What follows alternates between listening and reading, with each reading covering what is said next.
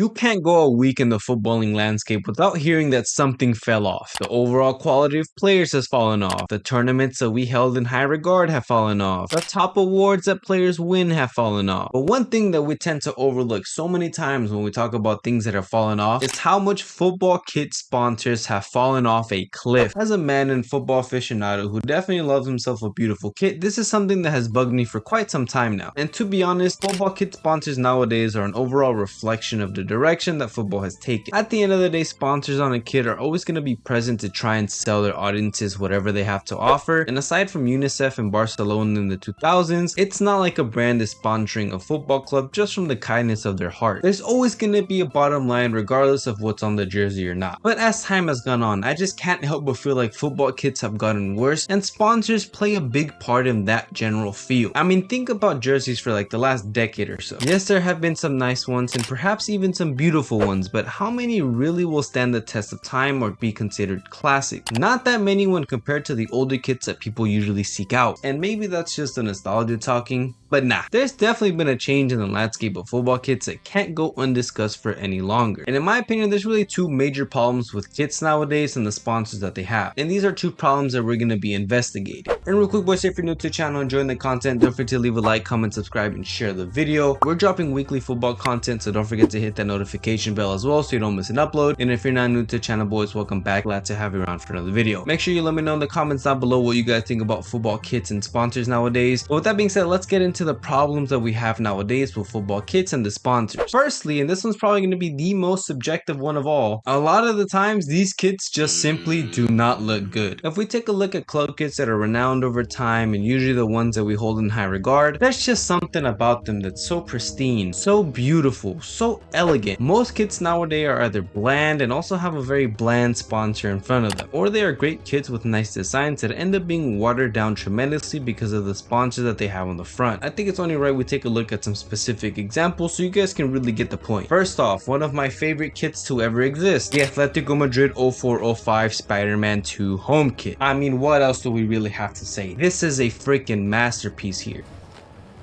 Okay, some professional ass art right here. First off, you have the basis of what's already a nice kit, a red and white striped Atletico Madrid kit. Might I add that it's also a total 90 kit, which certainly gets it some points as well. And then you add the Spider-Man 2 logo, a movie which would go on to be one of the most iconic of its time, and it perfectly blends together. Atletico and Spider-Man share the same color scheme of strong reds with some blue and white accents, so this was literally a perfect match. The blue spider with the Atletico yellow trim, and then the title of the movie with the gradient from red to white, all just culminated in a kit that works perfectly. Literally just combining two factors and it created a masterpiece. We won't say too much of the away kit for that season, however the home one was great. Overall, Atletico would go on to change the logo a few times as they were partnered with Columbia Pictures, but this would be the one that takes the cake. So with Atleti, right, you had the beautiful kit, you had the beautiful logo, and it all just culminated in something beautiful. But now to contrast that, we have to take a look at my club, Manchester United, and specifically when our American overlords brought us nothing but pain. So United, during its most dominant period where it was able to become the most dominant club in the history of the Premier League, was also known for rocking very crisp and clean brands that overall would make their jerseys look stunning. AIG, AON, Vodafone, and Sharp being the main ones that are associated with all the classic jerseys that people still seek out to this day. I mean, heck, I have one on right now and you can see this thing is literally beautiful. However, from 2014 to 2021, United was forced to use the Chevrolet logo as the main sponsor for all their kits, and it pretty much just ruined everything that it laid across. In this time period, one of the cleanest home kits that we had was for the 1920 campaign, where we used a nice bold red with black accents and a rose-shaped crest in homage to the first FA Cup victory in 1909 with the same crest shape. And what could have been a great kit with a beautiful reference to the deep history of the club instantly became an eyesore because of the huge gold cross logo that so desperately wanted us all to go and buy a Chevy Silverado. Chevys are strong,